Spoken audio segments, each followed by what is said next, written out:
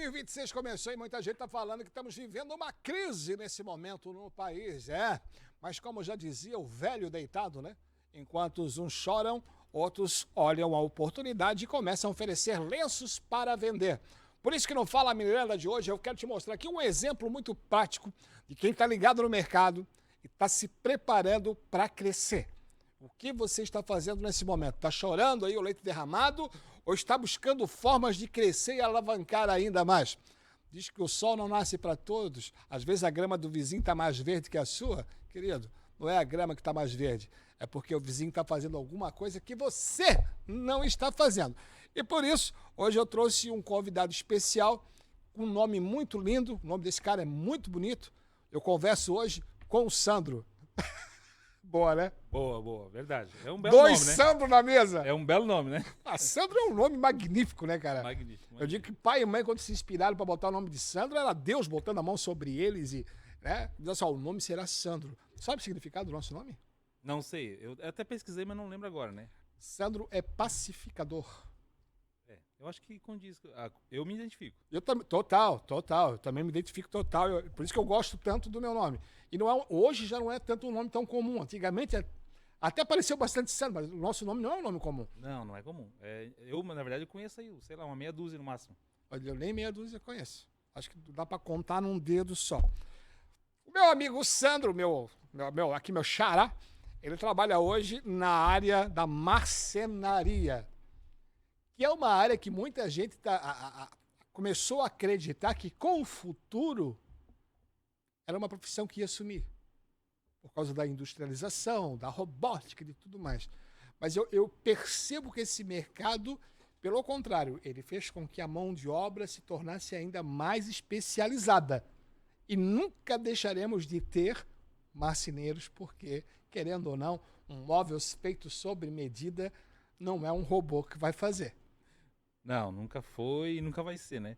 Na verdade, isso se especula da maioria das profissões, né? Mas à medida em que o ser humano vai evoluindo, a busca por exclusividade se torna cada vez maior, né? É verdade. Então, já está há quanto tempo nesse ramo? tô a vida toda, a vida profissional toda, né? 32 anos, né? 32 anos. Comecei com 16 anos e tô nesse ramo a vida toda, né? 16 anos, tu era uma adolescente, um garoto. Adolescente. O que te levou para essa profissão? Cara, eu acho que foi o acaso do vizinho, não é nem o acaso do destino, né? Eu tinha um vizinho, né, que ele tinha uma marcenaria e ele me conhecia desde criança, né? Então ele sempre convidava os meninos em volta ali do bairro para trabalhar com ele, mas ele oferecia um salário muito baixo, sabe? E eu lembro que na época eu era meio socialista, sabe? Eu queria um salário mínimo. E era caro para ele, né? Aí passou, todos os meninos da rua passaram lá com ele, né? Aí eu fui o último. E aí eu entrei lá e as pessoas, umas têm aptidão para certas coisas, né? Uns, né, pé na bola e já é um jogador profissional, e outros não, né? E eu, quando entrei na marcenaria, me identifiquei muito com a marcenaria. E aí, em um ano, já estava fazendo coisas que os profissionais dele lá mais antigos não faziam e tudo mais, e aí peguei gosto pelo negócio e a gente fez uma parceria muito boa. Trabalhei com ele 7 anos. 7 anos. 7 Ou anos. seja, tu começou como um garoto ali, se apaixonou e se tornou tua profissão. Me apaixonei literalmente pela profissão, né? Eu amo a marcenaria, né? Tanto que eu tô nela até hoje, né? Porque dinheiro mesmo não dá, né? Então, assim... Ele tá chorando de barriga cheia, mas tudo bem. E os teus filhos hoje também estão dentro da marcenaria? Graças a Deus eu sou um cara muito abençoado, né? Eu tenho 4 filhos, né? E tive a sorte, né? De todos eles seguir junto comigo, né? São meus parceiros, né? Hoje em dia a gente tá buscando novos mercados, a gente tá tentando ampliar e experimentando novas coisas, né? Mas a família unida, os filhos sempre presentes. Uhum. Eu digo que a maior demonstração de sucesso de uma empresa familiar é quando realmente a família está junto. Por exemplo, nós estamos gravando aqui, quem está fazendo os cortes lá é meu filho. Te perguntei no começo já porque eu imaginei, né? Isso é o meu filho mais novo que está ali brincando, fazendo os cortes desse programa. E a tua empresa hoje tu tem essa satisfação de ter os filhos junto, trabalhando contigo. Realmente, essa é a palavra certa, é uma satisfação enorme, né? Eu agradeço a Deus a todos os dias, primeira coisa por isso, né? Eu estar junto, podendo viver, além de trabalhar, a gente joga bola junto, a gente faz um monte de atividade junto, somos amigos, né? Geralmente, eu imagino o melhor amigo um do outro ali, né? Então, assim, os filhos se profissionalizaram, eles não estão ali só cumprindo um espaço ou ocupando uma vaga, né? Eles se profissionalizaram, cada um tem o seu setor, né? Cada um tem a sua função dentro da empresa. Isso, para mim, é muito satisfatório. A Tecnoarte, que é a tua empresa hoje, ela é considerada aqui em Balneário Camboriú uma das marcenarias premium, que atende também um público bem premium, como também atende todos os públicos.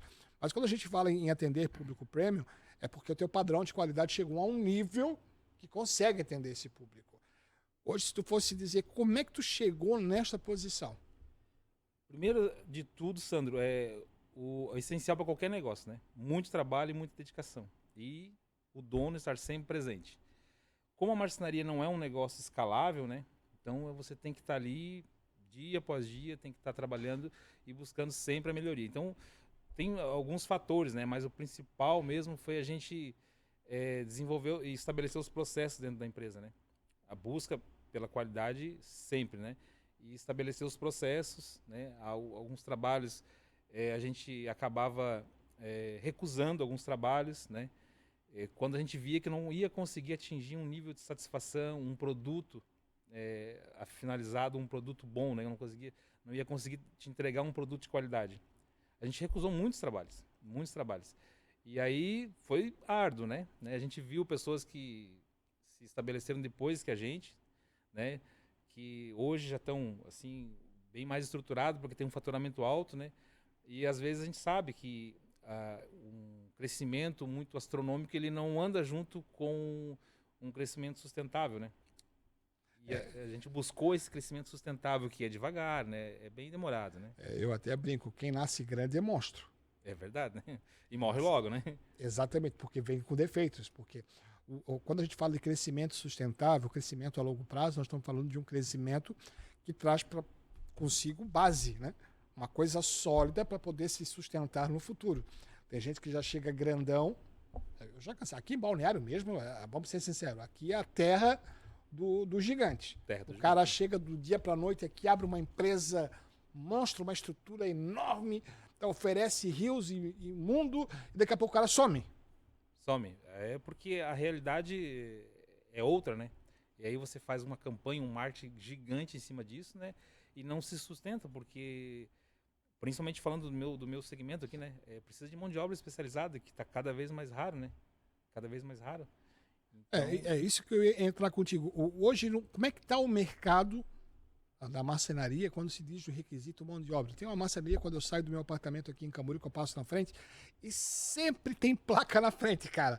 Precisa de marceneiro. Contrata-se, né? Contrata-se marceneiro. Tá tão ruim assim a falta de mão de obra. E essa falta de mão de obra é porque o salário é pouco. Qual é o salário hoje de um ajudante de marceneiro? Um cara que vai começar a aprender na marcenaria e o salário de um marceneiro profissional. Qual é a média de mercado desse povo? Bom, começando pela média de salário, hoje um marceneiro de dentro de marcenaria, né, que nesses últimos 10 anos teve algumas mudanças, né, de posições ali, né? Hoje em dia o marceneiro que faz a instalação, né, vamos dizer, o marceneiro montador, hoje ele ganha mais do que o marceneiro interno, né? Então um marceneiro interno hoje, a média seria em torno de R$6.000. R$6.000. Um marceneiro externo hoje, que é um marceneiro montador, a média já sobe para uns 8,5 mais ou menos, né? Mas por que essa diferença? É mais difícil montar do que fabricar a peça? A diferença está no seguinte, né? Porque a tecnologia acabou chegando, né? Às vezes um pouco limitada. Para a marcenaria lá dentro. Interno, né? Então, no interno, as empresas estão implementando os processos, estão buscando tecnologia e o maquinário realmente ele não substitui o profissional, mas ele supre uma boa parte ali dentro, né? Ou seja, ele deixa o serviço mais fácil, entre aspas, mais fácil, ocupa menos pessoas, automaticamente o salário cai. Automaticamente o salário cai, exatamente. E a parte externa, e daí você também tem um aumento do salário, porque da dificuldade da mão de obra em si, né? Aí respondendo aquela segunda pergunta lá, né? O porquê que tá difícil a mão de obra? O apelo hoje, o apelo do mercado, o apelo social hoje te leva para outros caminhos, né? Mídias sociais, infoprodutos. Então tem um apelo muito grande nisso, né? Então o que é feito com a mão hoje, o que depende de um aprendizado mais demorado, que a marcenaria realmente tem um aprendizado mais demorado. Então isso fica para segundo plano, né? Hoje, você vê os pais, eles não querem não querem não, eles pelo menos não fazem um planejamento, gostaria que meu filho fosse marceneiro, gostaria que meu filho fosse pedreiro, não. Embora ele não põe na balança ali a questão salarial, né, mas ele prefere ver o filho em um escritório. Formado, fazendo outra coisa. Formado, né, com um diploma aí, seja ele de medicina, veterinário, direito, mas enfim, essa é a mentalidade dos pais hoje, né. Eu já falo para os meus dois ainda o seguinte, eles têm total liberdade de estudar e buscar o caminho deles, ok? Mas se depender de mim, eu gostaria muito que eles permanecessem aqui comigo, entendessem cada vez mais do negócio para o negócio seguir. Por que eu falo isso? Porque a gente sabe, na nossa idade, a gente já passou por tanta coisa, a gente sabe a dificuldade que é o mercado. Né? Cara, se tu vai lá fazer uma medicina, mas aí quando se fala, vou ter um filho na medicina, se não for faculdade federal, tu vai bancar, é 10, 15 mil por mês. E hoje, para um pai bancar uma faculdade de medicina é enorme. Aí tem outro ponto. Meu filho não nasceu com essa chamada, esse dom para querer cuidar. Né? Aí vai estudar o quê? Vai fazer o quê? A gente se preocupa muito mais com o futuro deles do que qualquer outra coisa. E quando a família já tem um negócio, por que não vem aqui e não dá continuidade, né? Eu te falo isso assim, ó, por experiência própria. Eu vivi alguns cenários ali comigo, né? O meu mais velho, eu queria muito que ele cursasse a faculdade, né? Eu meio que quase que obriguei ele para a faculdade, né? Então ele iniciou o curso de administração, mas ele acho que não chegou a completar um período, né? E eu via que ele não tinha para aquilo, mas e dentro da marcenaria, cara, o bicho ele é gigante, cara. Dentro da marcenaria, com 15 anos ele era profissional que comandava 4, 5 profissionais lá dentro. Uau. Com 15 anos, dirigia com 15 anos, então o cara tem uma habilidade gigante. Ele é um profissional de excelência, assim, extrema. Mas não ia, na faculdade não teve jeito, ele não conseguiu completar um período. Aquela coisa, respeitando, né, a vocação da criança, do rapaz, do filho, para que ele possa. Como é que tu estás lidando hoje com essa falta de mão de obra profissional no mercado? Assim, lidando, eu não sei se é lidar. A gente está estagnado, a gente entende que hoje a marcenaria já não é um negócio escalável, né? Então a gente tentou por um bom tempo assim, ter uma empresa maior, com um volume maior de faturamento, mas há uns bons 8, 9 anos eu entendi que não teria como.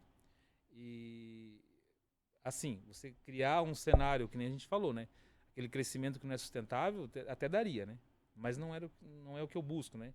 Então eu me programei para ter um limite aí de faturamento, ter um certo número de pessoas, né? O meu limite hoje seria 12 pessoas. Né? Eu ainda não tenho 12, né? Eu tenho 9.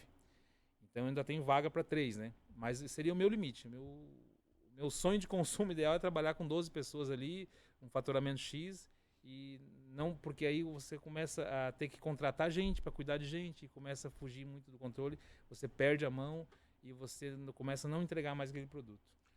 Agora, um problema sério que às vezes eu percebo, na nossa infância, nós temos quase a mesma idade ali, havia muitos cursos técnicos, inclusive de marcenaria, por exemplo, no Senac. Hoje você já não encontra mais esses cursos, onde tu vai ter pelo menos noção do que vai fazer, de como vai trabalhar, para depois dali já conseguir um bom emprego.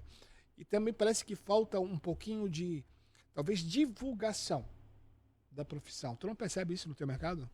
Falta, Sandro, falta muito. Falta, primeiro, uma valorização, né, do próprio profissional. Do profissional. Né?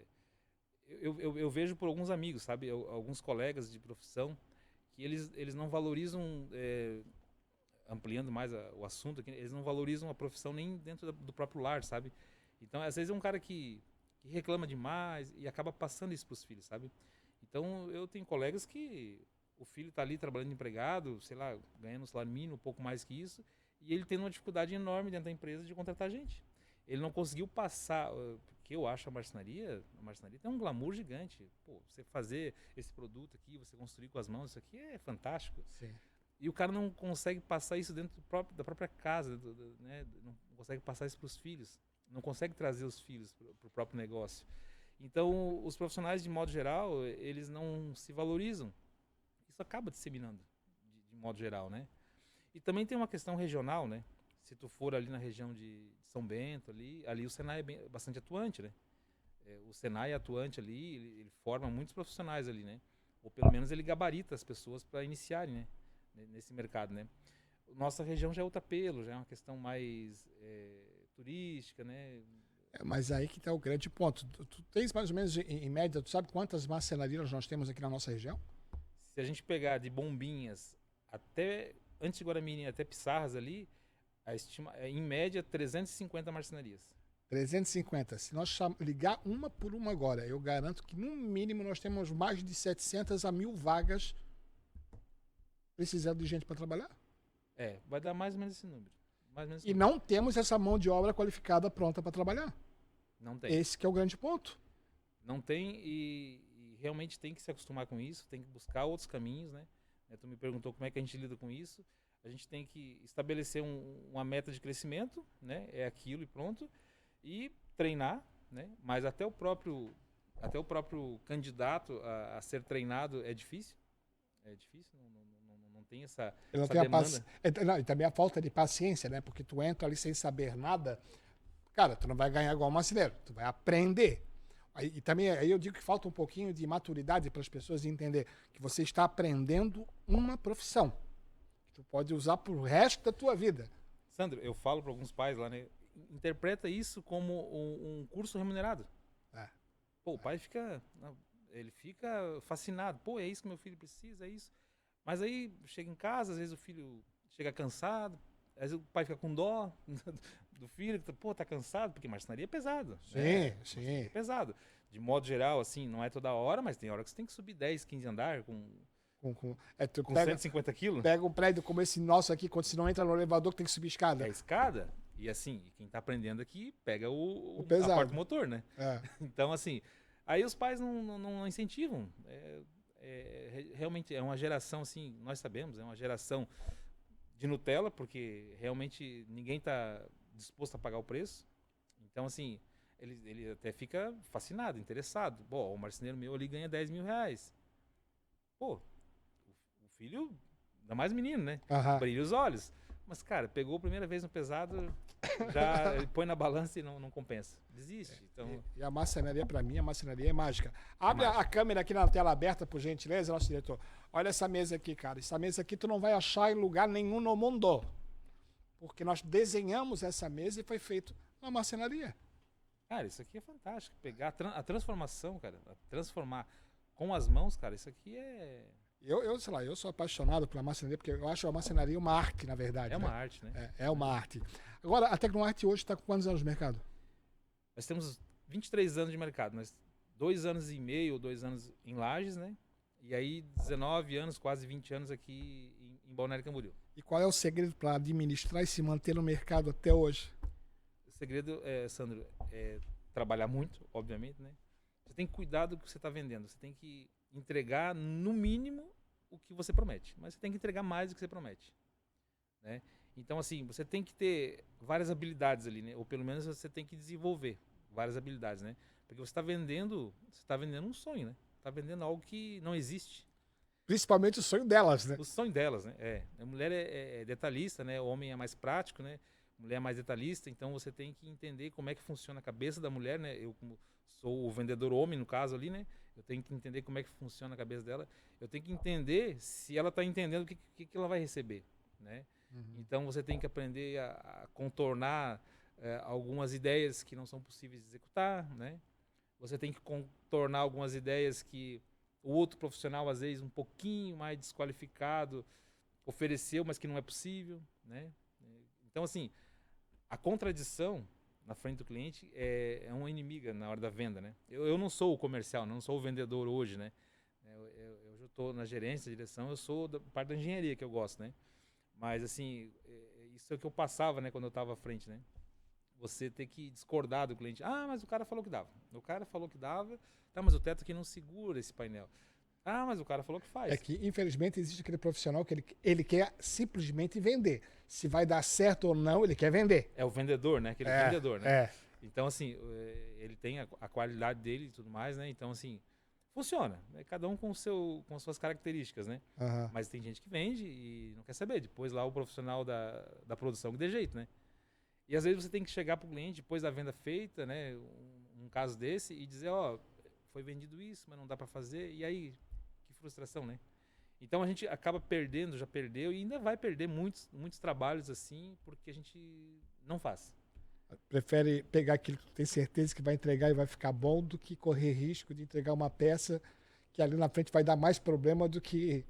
Exatamente. E aí a gente criou muitos processos, né? Um exemplo assim, o Sandro me liga e pede um orçamento, né? Então a gente já cria um grupo no WhatsApp, Orçamento Sandro. E ali todas as informações são naquele grupo. O WhatsApp para nós é uma ferramenta fantástica, né? Todas as informações do Sandro vão naquele grupo. Endereço, o que ele pediu, o atendimento e tudo mais. Eu estou falando, assim, claro, de uma empresa pequena, né? Que não tem programas de alto desempenho, né? A gente tem, assim, o nosso controle, nossos processos aqui, né? E aí depois que atendeu, fechou com o Sandro ali, esse grupo aqui de WhatsApp, ele se transforma em projeto do Sandro, né? Então eu vou te falar aqui o que é um dos segredos do nosso, vamos dizer assim, do nosso sucesso, né? Hoje a gente tem em torno de uns 40 a 50 clientes dentro da garantia.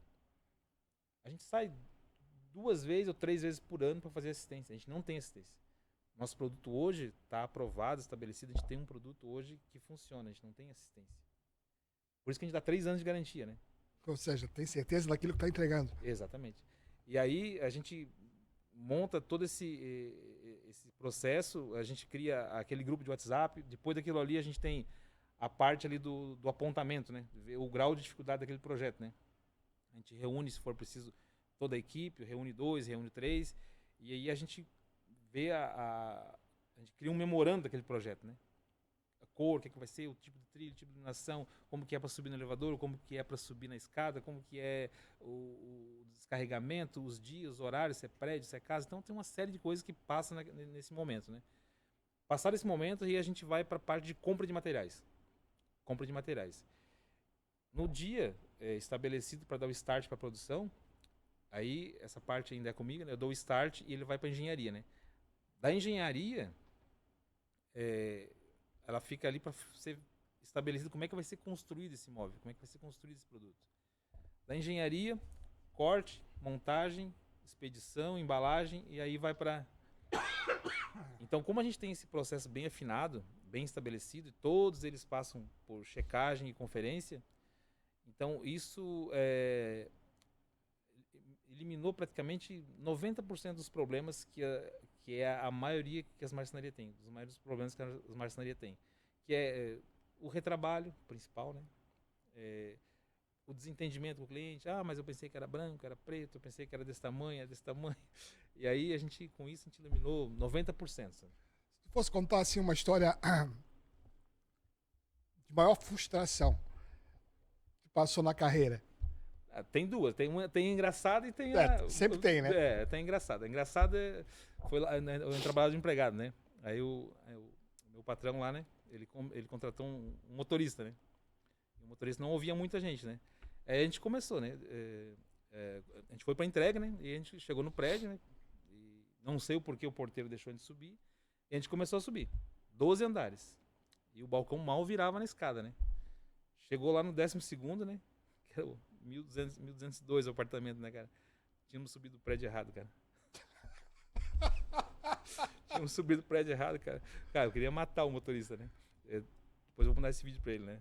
Hoje ele é meu amigão, né, cara? Mas aquele dia eu queria matar ele, né, cara? 12 andares pra chegar lá em cima e descobrir que é o prédio errado. Erramos o prédio, cara. Uau. Em Lages, né? Acho que você tinha 4 prédios que tinha mais de 12 andares, né? Se fosse em Balneário, até que tava bom. Né? Erramos o prédio, né, cara? E essa foi a frustração engraçada, né, cara? A frustração dentro da marcenaria, assim, de um trabalho normal, Sandro, eu vou te ser sincero, cara, a gente passa por vários perrengues, né? Sem dúvida, né? Mas, assim, ó, a gente fez um trabalho bem grande para uma empresa de investimentos aqui em Balneário Camboriú, né? E a gente avisou a arquiteta que o projeto não estava funcionando, que as mesas não estavam parando em pé. Ela, tivemos reunião, foi estabelecido que esse é o projeto e tudo mais. E aí a gente fabricou, mas avisado, né, que ia dar problema. E aí entregamos, montamos o cliente dela na hora, né, não, E era 170 metros de mesa, cara. Era mesa que não acabava mais, cara. Era muita mesa. É uma sala gigante aqui num prédio comercial, né? E fica ali cento e poucas pessoas trabalhando, buscando investimentos, né?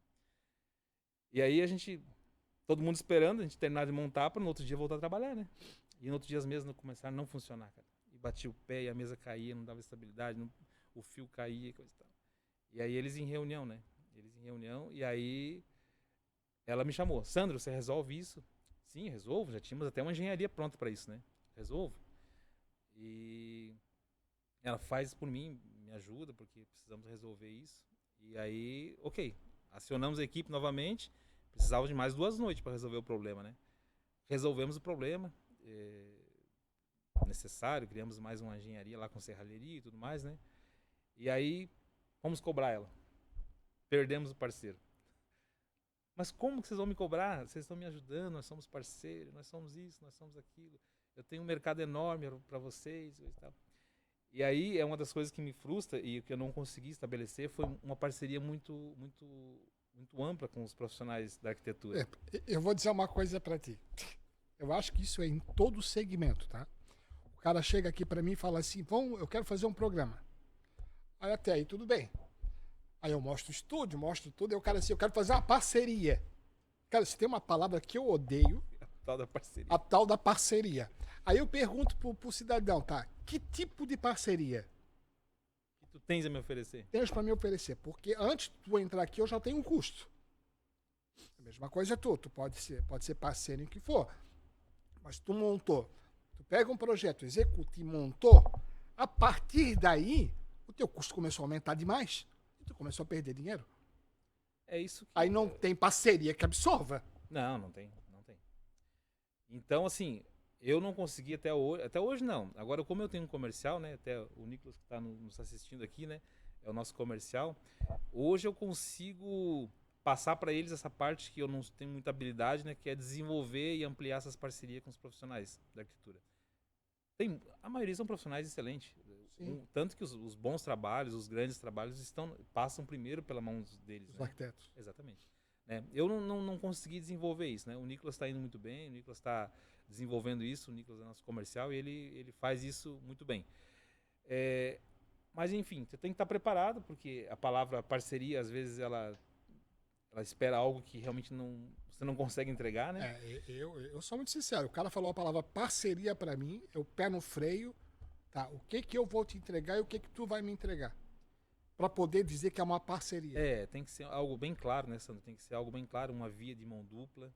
Porque tem que ser benéfico para os dois, porque, como tu falou, o custo fixo, o custo, de modo geral, ele anda junto com nós, ele dorme, ele amanhece, então o custo é muito alto, né? E o custo ele é o que se alimenta do nosso lucro, né? Exatamente, né? Cada vez que ele aumenta, ele come. Junto com o governo, ele é o que se alimenta do nosso lucro. Agora, tem dado certo ter parcerias? Isso ajuda ao crescimento, ajuda a ter mais trabalho com os arquitetos? A parceria, sem dúvida, ela diminui muito a tua margem de lucro, porém aumenta muito o teu faturamento, né? Não sei se eu consegui ser claro, né? Mas assim... Sim, não. Eu vou dar um exemplo. Aqui, eu uso a minha empresa como exemplo. Eu tenho um rapaz que faz o comercial para mim aqui e eu pago 30% do que ele me traz. Aí falaram para mim, se tu é doido, 30% é muito. Eu falei, não é muito. É que 30% de nada é nada. É nada. Claro. No meu segmento, eu consigo fazer isso. Se o cara consegue me trazer contratos, claro que os contratos que ele traz são contratos melhores, eu pago 30% sorrindo, feliz da vida, porque veio através dele. Aí o cara, mas 30% o cara é teu sócio? Eu falei, não, cara, ele tá ganhando 30% de uma coisa que eu não tinha. Essa claro, é a conta. A conta tem que ser. E a mesma coisa hoje na tua área, que os arquitetos, é óbvio, hoje, eu devia ter estudado para ser arquiteto. Arquiteto ganha na marcenaria, ganha na marmoraria, ganha na loja que vende lustre, iluminação, eles ganham em todos os segmentos que levam as coisas para casa. Né? De resumo, ele ganha em todas as indicações dele. Sim. Ele ganha em todas as indicações, né? Então, assim, a gente, claro, paga o 10%, em alguns casos ele fica um pouquinho oneroso, em alguns casos. Mas, de modo geral, é assim, o que eu penso? Mais ou menos como tu falou, né? Mesmo que eu tenha aquele cliente, eu tenho um custo para ir atrás daquele cliente, desenvolver projeto, fazer todo o trabalho de venda. Eu tenho um custo que não é baixo para fazer aquilo, né? A partir do momento que eu recebo o orçamento pronto, e o meu único trabalho é passar o orçamento, isso reduz um número bem significativo de custo para a empresa, né? Custo, tempo. Então, tempo é dinheiro. Então, quando eu passo quando eu sei que eu tenho que colocar 10% ali, não é o preço que eu cobraria. Eu cobro 10% porque o arquiteto eu vou cobrar mais 10%, né? E ainda que é uma conta de cima para baixo, né? Tem gente que gosta... eu vou dar comissão, mas eu vou repõe o preço da comissão em cima do... Teoricamente não vai funcionar. Às vezes o teu preço vai inflacionar demais, né? Então você tem que considerar que você já teria um custo, né? De captar aquele cliente, né? Sim. Se tu vai buscar pela internet, hoje o teu lead é caro, né? Então, se o orçamento caiu na tua mão, então você tem que fazer uma conta, mas o 10% você não vai colocar em cima porque a conta é errada, de certeza, né? E agora que eu digo que agora nós vamos entrar num assunto que eu gostei demais da ideia. Projetos para o futuro. Cara, a gente conversou aqui aquele dia e tu me contou que vocês estão embarcando para levar a Tecnoart para os Estados Unidos, a princípio para Miami. Quando que essa ideia passou pela tua cabeça? E eu digo para ti que, olha, não é só a tua ideia. Eu, particularmente, dentro do meu segmento, eu já estudei todo o mercado de Miami. Olha, hein? Para ver quantos estúdios tinha lá, qual é o tamanho das estruturas, qual era o custo que eu teria para abrir um lá, se valeria a pena me deslocar e passar um tempo lá e montar a mesma estrutura que eu tenho aqui. E me interessou muito. Confesso que me interessou Primeiro muito. que Miami é fantástico, né? Gostou demais, né? Eu fiz estudo em Miami e fiz estudo na Califórnia. Em São Francisco eu fiz estudo. São Francisco. São Francisco já é um pouquinho mais difícil. Por quê? Porque lá tem muitos estúdios que fornecem material para Hollywood até. Então o nível lá é muito hard já. Imagina.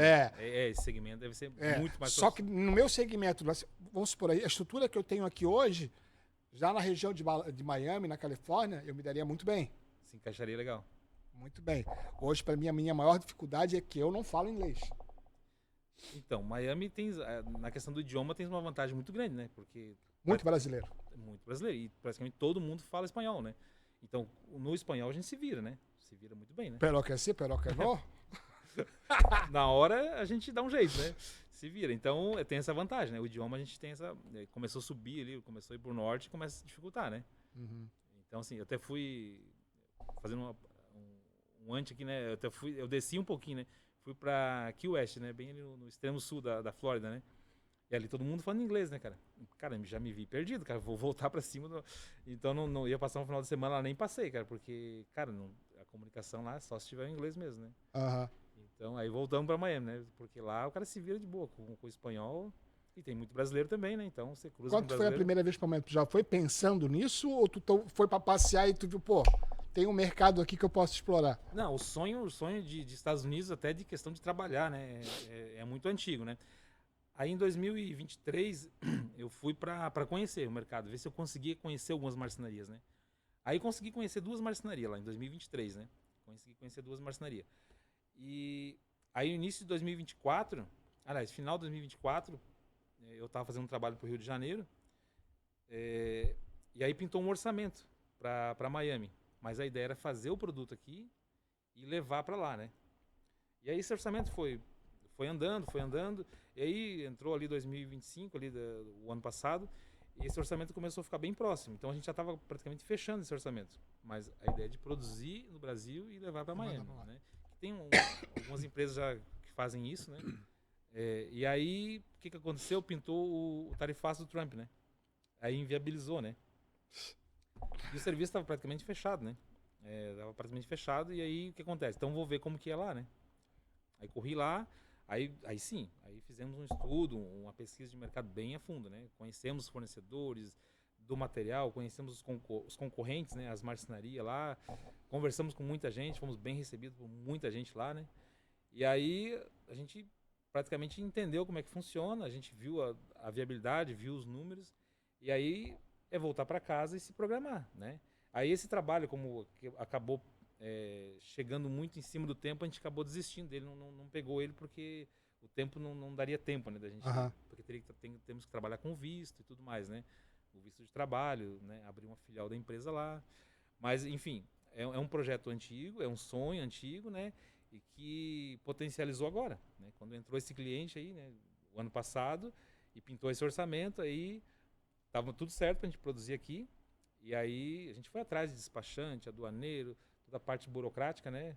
Abrir radar na Receita e tudo mais. Mas é quando o tarifaço do Trump, daí ele dá uma mudada no cenário. Sim, porque aí deixou muito caro, né? Deixou muito caro. Embora que a taxa depois voltou, né? Eu não sei nem como é que as empresas que vendem, porque empresas de modulados, né, de segmento, empresas grandes desse segmento, vendem bastante para lá, né? SCA, Florence, algumas outras empresas aí vendem para lá. Enfim, mas foi bom porque a ideia de montar a operação lá é muito melhor. É muito melhor. Então, assim, eu dentro da empresa hoje, eu tenho o meu filho mais velho, que é o gerente de produção, né? Que por sinal hoje, né, ele acabou, tá embarcando, nesse momento ele tá voando para lá, ele tá indo para Orlando para fazer um trabalho lá. Então, a gente tem um cliente lá, então, claro que a gente não pode produzir, né? Quando a gente não tem o visto de trabalho, a gente não pode produzir lá, né?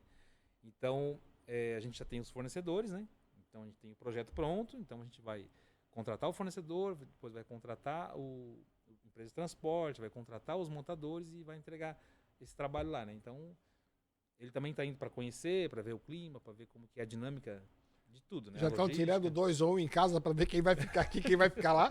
Então, aí eu tenho 4 filhos, né? Então, meus 2 mais novos são gêmeos, né? A princípio, quem vai é eu e os gêmeos, né? Para operar lá, né? E o meu mais velho tem a questão do familiar, né? Tem a esposa, né? Também aqui, né? Cuida daqui, né? Mas enfim, quem sabe ele volta de lá com outra ideia, né? Quem sabe ele vai querer ir para lá, né? Mas enfim, hoje em dia o mundo as distâncias estão mais curtas, né? Então assim, é mais prático hoje você tá ali, tá aqui, então você pega um avião rapidinho, opera nos 2 lugares tranquilamente, né? Tu teve lá, conhecesse os produtos lá. Como é o produto nos Estados Unidos? O produto nos Estados Unidos é um pouquinho diferente do Brasil quando se fala de Estados Unidos, né? O produto, de modo geral, é mais aquele que tu vê em filme, né? É mais aquele um cabeçado, com madeira maciça, mais clássico, né? Porém, a grande vantagem é que na Flórida, principalmente no sul da Flórida, na região de Miami, ele é praticamente igual ao produto brasileiro. Praticamente igual a esse produto que nós temos aqui no sul, né?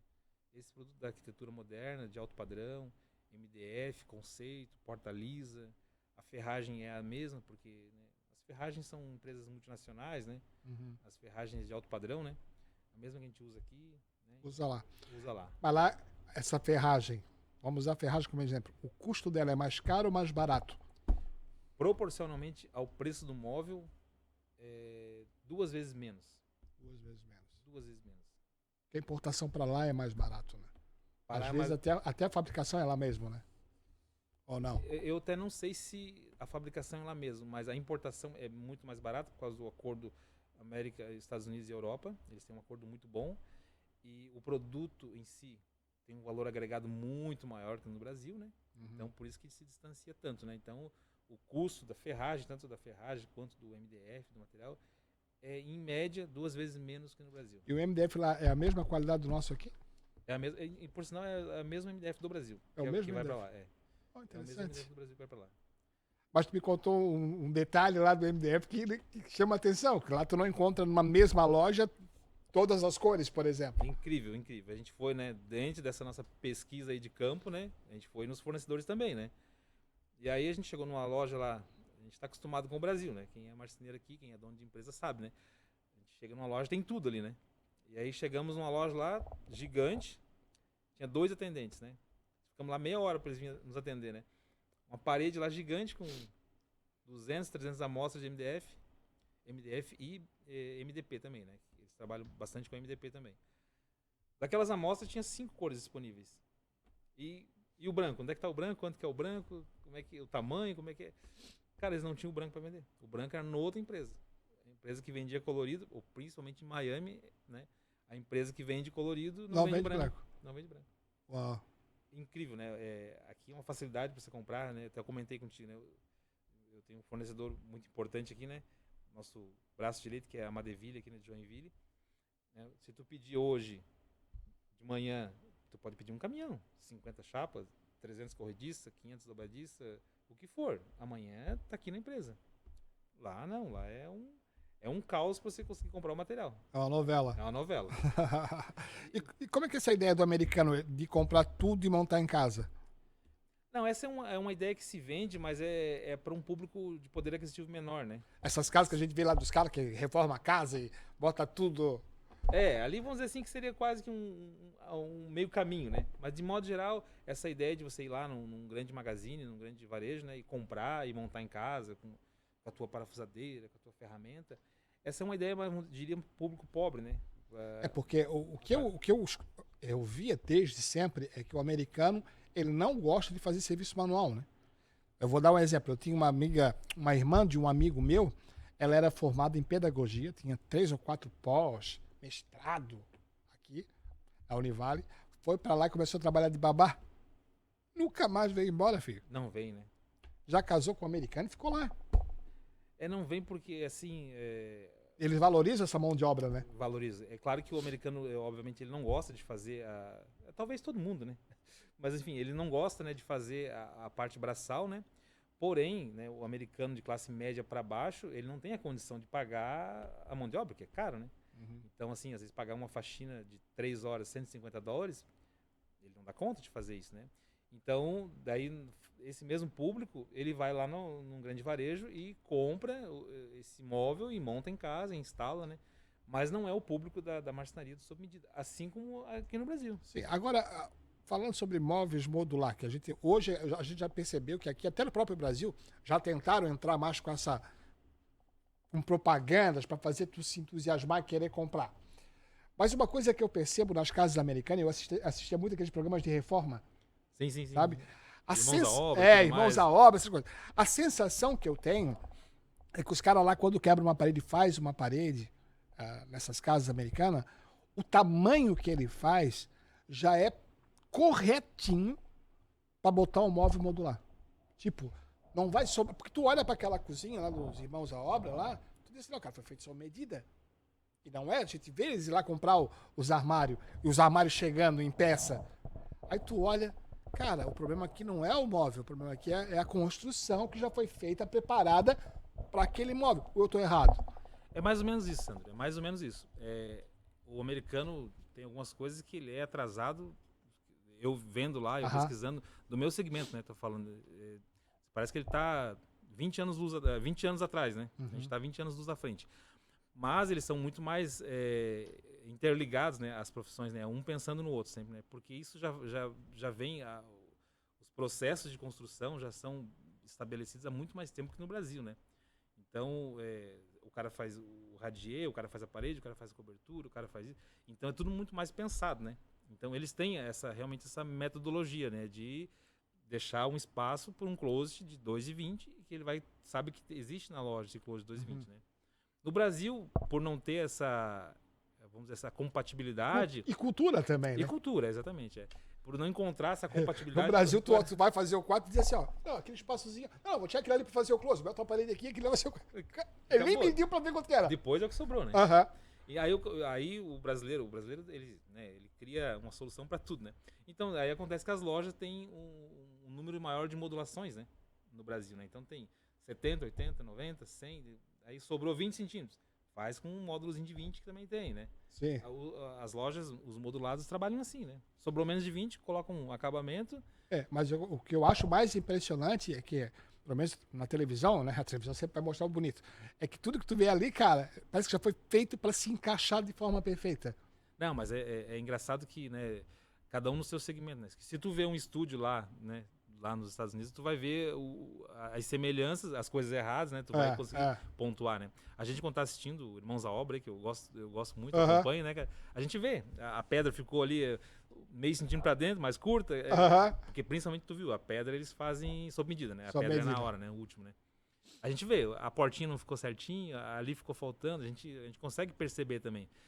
Realmente passa essa impressão, né? E realmente eles pensam mais sobre isso, né? Porque também vamos ser sinceros aqui, não existe comparação de um móvel modular para um móvel feito sob medida. Não existe comparação. O móvel sob medida sempre será perfeito.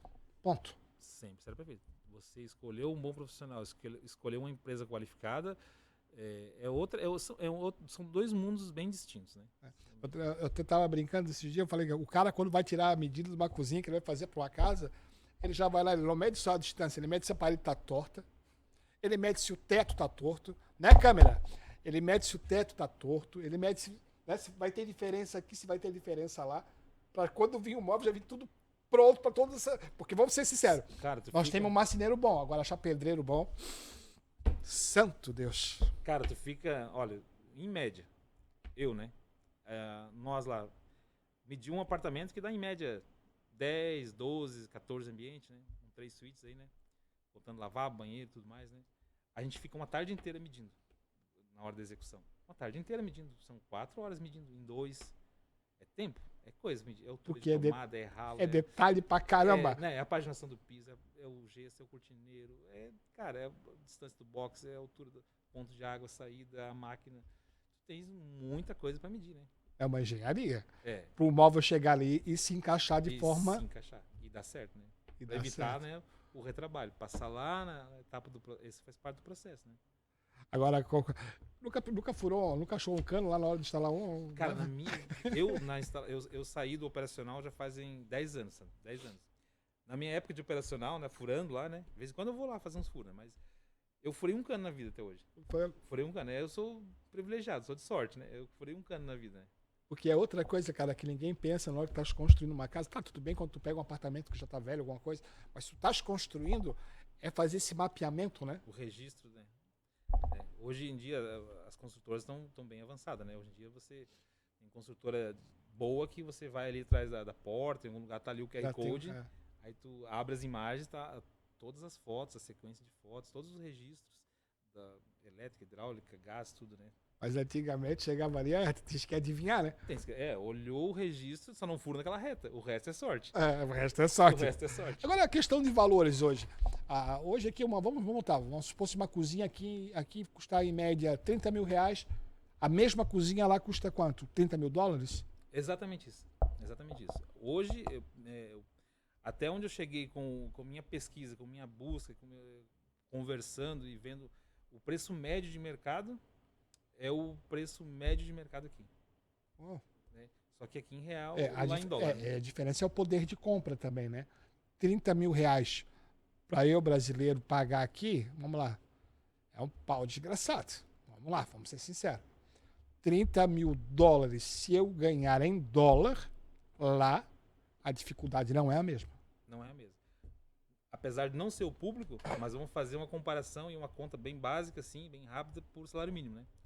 Então, 30 mil reais, você precisa de 20 meses de salário mínimo, ou aproximado disso, né? Uhum. 30 mil dólares, você precisa de 11 meses de salário mínimo.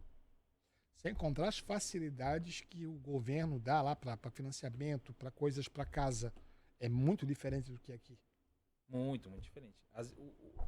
As facilidades e os benefícios para a pessoa física, eu sei um pouco, mas os benefícios para a empresa, isso é fantástico. É absurdo, né? É Comparação, absurdo. Né? É. Até... Um exemplo assim que eu uso, né, que me deram, que me contaram, né? Um exemplo assim que é fantástico, né? Tu faz teu fechamento anual, né, da tua contabilidade, né? E aí tu tens ali 70 mil dólares de imposto a pagar, né? Tu pode pegar e comprar um carro para a empresa e é abatido aquele imposto. Tu compra uma caminhoneta, compra uma Silverado lá de 60 mil dólares, né? Que aqui no Brasil é 500 mil. Aqui se tu tem imposto, for comprar caminhonete, vai quebrar. Vai quebrar? Vai quebrar. Não, tu compra a caminhoneta, cara, coloca no CNPJ da empresa e abate daquele imposto lá que tu... Coisa, né, cara? Almoço, se tu vai almoçar, tomar... Olha só, isso é... Uma empresa do lucro real aqui até pode fazer, né? Mas, enfim, almoço, café, as refeições, o combustível do teu carro particular, tu pode colocar tudo nos custos da empresa. Porque lá é como se fosse lucro real, né? Uhum. Não existe simples, né? É lucro real, né? Então, tu pode colocar tudo nos custos da tua empresa. Então, isso, o que sobra de imposto para você pagar é muito pouco. Né? Tu pode... Olha, um negócio interessante, né? Tu tens um programa, não é um programa, né? Mas, enfim, é um abatimento, assim, de network. Vamos supor que tu se inscreva num clube de tênis. Ou, enfim, qualquer que seja, um clube de golfe, né? tens uma assinatura mensal, uma assinatura anual, tu pode colocar no CNPJ e abater o teu imposto. Porque aquilo é network, aquilo é negócio.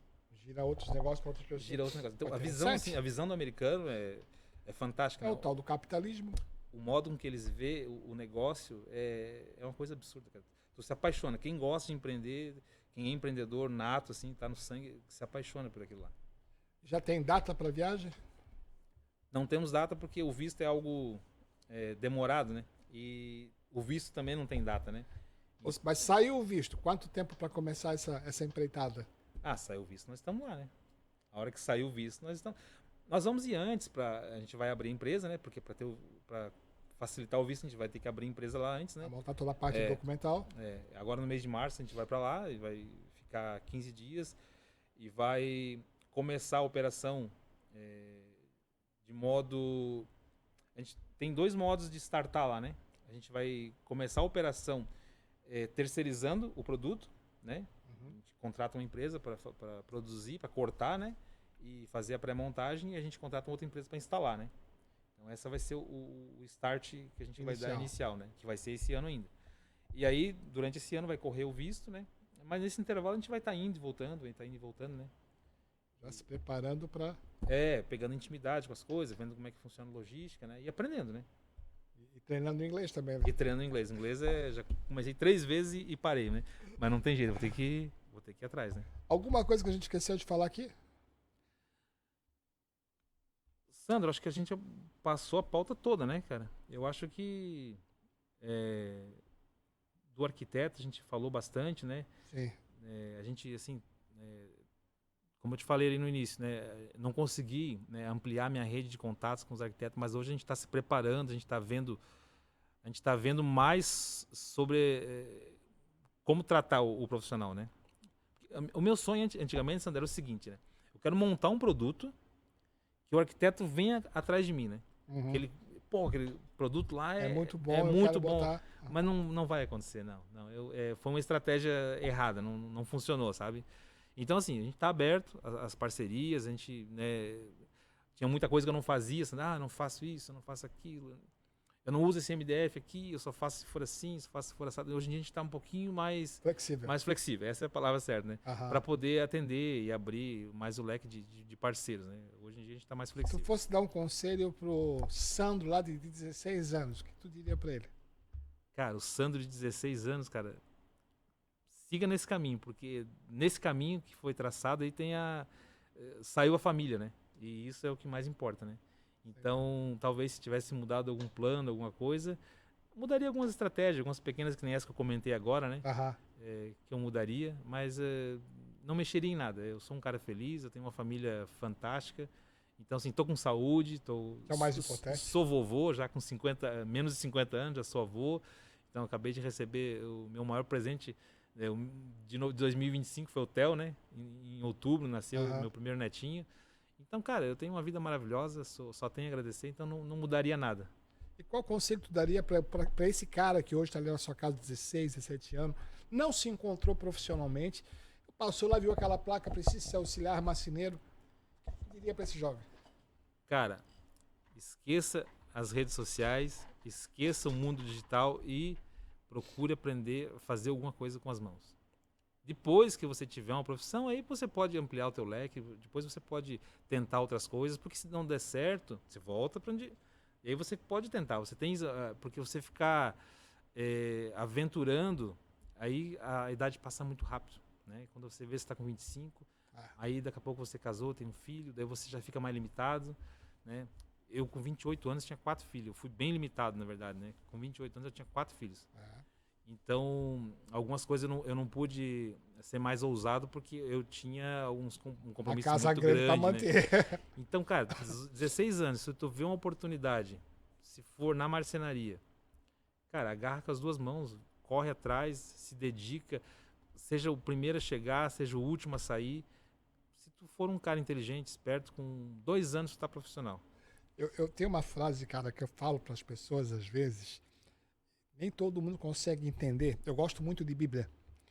E a Bíblia ensina para você trabalhar para o teu patrão como se estivesse trabalhando para Deus. A Bíblia ensina isso. Sim. Para você trabalhar para o seu patrão como se você estivesse trabalhando para Deus. Hoje em dia as pessoas chegam no trabalho já olhando para o relógio para ver a hora de ir embora.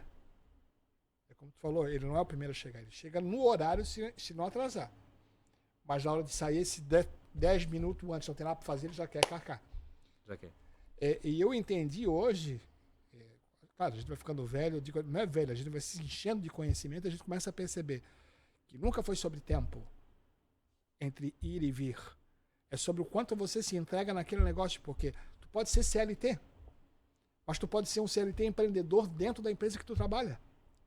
É claro, porque eu penso assim, né? Eu falo, né?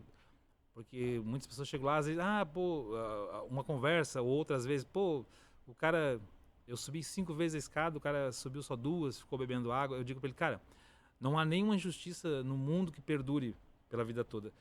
Alguém vai ver. Pode ser que um dia o outro não veja, que tu se empenhou mais, que tu, né, que ele deixou mais para você o peso, né? Deus já diz, né? Quer vir comigo, mas pega a tua cruz Siga-me. e siga-me, né? Então, assim, cara, não tem injustiça que perdure. Então, dá tempo, deixe tudo a seu tempo, né? O mundo também não é perfeito e totalmente justo, mas tudo tem um propósito, né? Então, relaxa que o que é teu vai vir. E aquele ditado, tu pode enganar alguns por algum tempo, mas tu não vai conseguir enganar todos o tempo todo. O tempo todo. Exatamente. Isso é... Então, assim, se não só o jovem, né? Porque hoje o profissionais não. A população hoje de 30 anos, eu não sei o número exato, mas nós aqui podemos estimar que uns 40% não tem profissão ainda, né? Não tem profissão, na casa dos 25 a 30 tá na casa da mãe ainda. Na casa da mãe ainda, né? E não tem perspectiva nenhuma.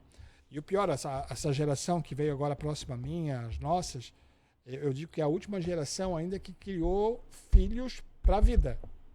Tá? Porque a geração que veio depois de mim é uma geração que está super protegendo os filhos. Eu conto isso aqui, cara, tem gente que ri. É aquilo que eu te falei o pai vai lá, queria que meu filho trabalhasse, daí a proposta é boa, legal, mas ele super protege, o filho chega cansado, ele... Uma vez o meu filho aprontou na escola, me chamaram, eu cheguei lá, a professora estava com medo já de falar comigo. E eu fiquei imaginando, cara, quando eu fui para a escola, minha primeira série, minha mãe me levou de mão dada, olhou para a professora igual, e falou assim, ó, esse aqui é o Sandro, se ele aprontar, pode dar ali. A minha mãe falou para a professora. Hoje, o pai vai na escola, ele quer bater na professora. Professor, tem que... Hoje o professor corre risco, né? Então, essa troca de valores está criando uma geração fraca. Fraca. Hoje em dia, tudo... Você vê hoje, o trânsito, né? Então, ninguém responde por si hoje. Você vê um incidente, a moto bateu no carro, esbarrou ali. Todo mundo sai com o telefone na mão. Ninguém é capaz de resolver nada por si só. Cada um tem um dependente, alguém a recorrer. Então, você se vê no mercado de trabalho cansado, acuado, você recorre ao pai, recorre à mãe, recorre ao marido. E tá todo mundo correndo na responsabilidade, né? Tu falou do trânsito, né? Pior é o seguinte, tu vê um acidente, enquanto uma pessoa tá lá com a mão estendida para querer ajudar, tem vídeo com o celular filmando, né? Não, a sociedade nossa... tá perdida. Tá doente, né? Tá doente. Eu digo que tá perdida, e eu digo o seguinte, cara, vai mais uns 30 anos para a ficha cair, para começar tudo de novo. Sandro, assim, ó, o jovem hoje, ele quer uma válvula de escape, né? Ele quer uma válvula de escape, não. Ele quer, se o negócio apertar, ele quer ter para onde correr, né? Então, né, esse projeto nosso dos Estados Unidos é um projeto bem estruturado, bem estudado, né? Se por um acaso ele for inviável, a gente retorna e continua a vida normal, né? Então, assim, eu tive em Portugal, né? A minha ideia era conhecer as marcenarias lá em Portugal também, por curiosidade, né? Cara, então, assim, hoje é o sonho de muitas pessoas ir para Portugal, né? Até porque a língua é nossa, é a mesma, facilita, então né? Facilita. E a gente cresceu com aquela ideia de que Europa, né? É claro que uma viagem, de 12 dias, eu andei bastante. Eu pego um carro, eu ando muito, cara. E que eu vejo na rua, né? Se eu conseguir me comunicar, conheci umas 7 marcenarias lá em Portugal.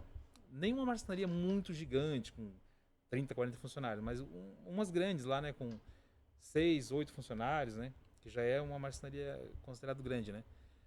Cara, eles estão atrasados no tempo 40 anos. 40 anos atrasado no tempo, cara. A gente está anos-luz aqui. Aqui, além de ser bom de morar, aqui a gente tem clima, a gente tem pessoas, a gente tem comida boa, a gente tem trabalho, né? Principalmente no sul do Brasil, né? Que a gente falou agora há pouco, né? Se a gente ligar para as marcenarias, você vai conseguir no mínimo 700 vagas. É esse aí o número. É esse o número. E o sul aqui nós somos muito privilegiados. Então, assim, a expectativa das pessoas, um sonho, ou às vezes fica, né, vivendo com aquele pretexto, eu quero ir embora daqui, eu falando mal do Brasil, eu quero ir embora daqui, aqui não presta. Cara, aqui é maravilhoso, cara. Isso aqui é o paraíso. Isso aqui é o paraíso. Isso é Brasil, porra. Isso é Brasil, né? E a você que nos acompanhou, Sandro, muito obrigado pela tua presença aqui hoje. Foi muito legal bater esse papo. Cara, eu agradeço. Uma hora voou. Foi rápido, né? Eu tava Uma hora com medo, foi uma voado. hora falando. E pra você que tá desanimado aí, meu amigo, tem a sua empresa, tá achando, porra, e agora? Vou fechar, vou quebrar. Para, se reorganiza. Conversa com pessoas tipo o Sandro teve aqui hoje. Desabafa com alguém. Você não precisa sofrer sozinho. Sempre vai existir uma pessoa pronta a te ouvir, a te ajudar, a te mostrar que há esperança, há caminho, tem o que se fazer. Brasil não tá fácil? Não tá fácil. Brasil não é pros fracos. Mas se você acreditar no teu trabalho, naquilo que você está se propondo a fazer, pode ter certeza que vai dar certo. Fechou? Fechou. Eu estou à disposição. Muito gostoso vir aqui conversar contigo, com esse público aí maravilhoso. Espero ter passado uma mensagem positiva. Espero ter contado um pouco da história, que sirva de inspiração. E felicidade a todos aí. Fechou. E a você que nos acompanhou, meu muito obrigado. Fique bem. Fique com Deus.